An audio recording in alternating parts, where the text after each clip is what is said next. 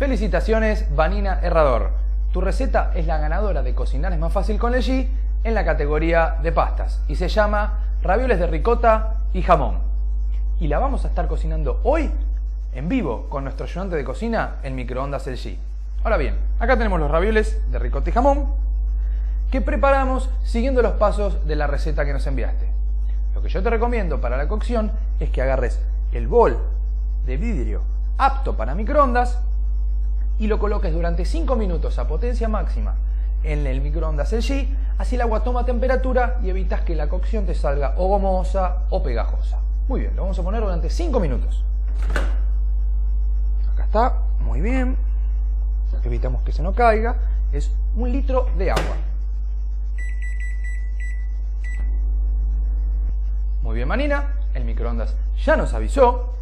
Nos dijo que el agua ya está a temperatura para poner los ravioles. Acá está, cuidado con no quemarse. Muy bien, empezamos a poner los ravioles. No nos debemos pasar con la cantidad de harina porque recordemos que aglutina. Acá está, muy bien, ponemos todos los raviolitos. Y listo, ahora le vamos a poner un poquito de sal para que tome más gusto. Un chorrito de aceite. De oliva prefiero yo, Para cocinar es más rico y más saludable. Y listo. Lo colocamos nuevamente durante 5 minutos en el microondas a potencia máxima. Así lo sacamos listos para servir junto con la salsa y el queso. 5 minutitos. Muy bien, Vanina. Acá están los ravioles.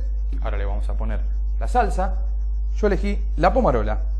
La verdad que me parece que es la que mejor va con este plato. Muy bien. Acá está. No mucho. Ahora vamos con el queso rallado, parmesano. Muy bien. Mira qué rico. Mira qué pinta. Riquísimo. Y ahora le vamos a poner la albahaca.